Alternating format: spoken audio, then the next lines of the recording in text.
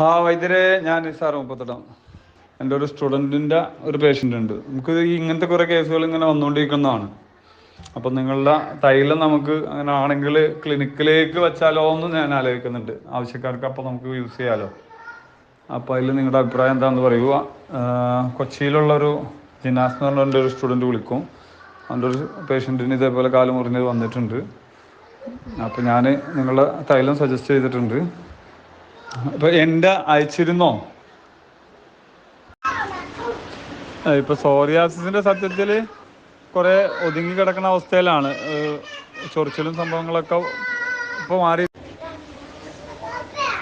ഇതിപ്പോൾ നിലവിൽ നിങ്ങളുടെ ഈ സംഭവം ഈ മരുന്ന് കൊണ്ട് തന്നെ ആ ആൾക്ക് കുറേ സമാധാനം കിട്ടിയപ്പോൾ പിന്നെ എന്തായാലും അത് നന്നായി എന്ന് എനിക്കും തോന്നി. കാരണം എക്സ്റ്റേണലി എന്തെങ്കിലും ചെയ്യുമ്പോൾ അവർക്കൊരു സന്തോഷം ഉണ്ടാവുമല്ലോ.